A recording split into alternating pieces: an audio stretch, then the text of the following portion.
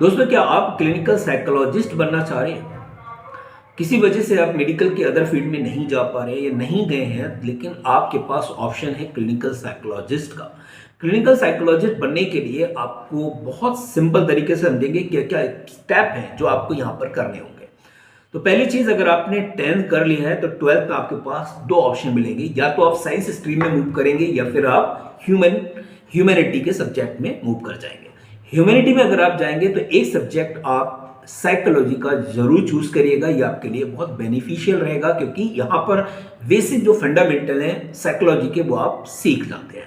दूसरी बात आती है कि अगर आपने किसी वजह से 10+2 साइंस स्ट्रीम से किया है तो डोंट वरी, आप बीएससी में मूव कर जाए।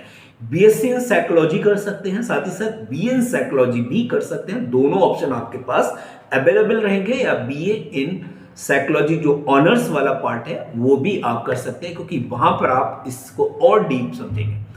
तीसरे नंबर पर हम बात करेंगे वो है आपका मास्टर, क्योंकि जब आप किसी भी सेक्टर में एक्सपर्टीज हासिल करना चाह रहे होते हैं तो आपको उस सेक्टर में मास्टर होना बहुत जरूरी है। तो आप मास्टर करें साइकोलॉजी में, यानी कि एमए कर सकते हैं, आप एमएससी इन साइकोलॉजी कर सकते हैं या फिर एमए ऑनर्स कर सकते हैं।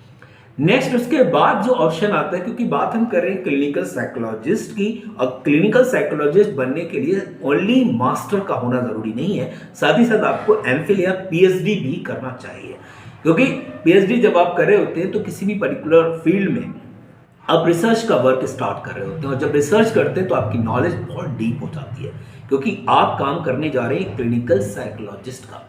अब क्लिनिकल साइकोलॉजिस्ट जब आप बन रहे हैं तो आपको प्लानिंग कहीं ना कहीं जरूर होगी कि आप अपना क्लिनिक ओपन करें। तो क्लिनिक ओपन करने के लिए आपको, अगर रजिस्टर्ड क्लिनिक ओपन करना चाह रहे हैं तो आपको आरसीआई में रजिस्ट्रेशन भी कराना होगा। तो ये बेसिक चीजें थी जो आपको रिक्वायर्ड होंगी अगर आप प्रोफेशनली अपने इस काम को करना चाह रहे हैं इंडिया के किसी भी कोने में। तो आरसीआई में रजिस्ट्रेशन भी जरूर कराइएगा। तो साथ ही साथ हम पीएचडी नहीं कर रहे हैं या फिर हम आरसीआई में रजिस्ट्रेशन नहीं करा रहे हैं तो आप एज अ काउंसलर काम करेंगे, न कि एज अ क्लिनिकल साइकोलॉजिस्ट। क्योंकि काउंसलर का बेसिकली काम क्या है, आपको रजिस्ट्रेशन की रिक्वायरमेंट नहीं है। अगर आपने बीए साइकोलॉजी किया है, हमें साइकोलॉजी किया है, तो एज अ काउंसलर आप कर सकते हैं।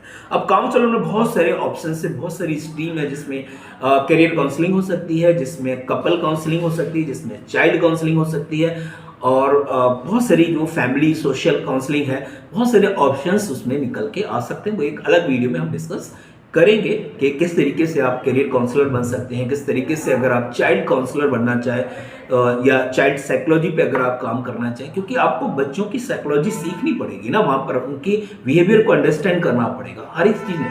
अब ये नहीं कि एक ही पार्टिकुलर टास्क है। हम यहाँ पर बात कर रहे थे इसमें क्लिनिकल साइकोलॉजी। तो क्लिनिकल साइकोलॉजी में बेसिकली जो साइकोलॉजिस्ट होते हैं उनका काम होता है मेंटल डिसऑर्डर या मेंटल डिसीज को डायग्नोस करना और उनको ट्रीटमेंट देना with the help of different या लॉट ऑफ थेरेपीज।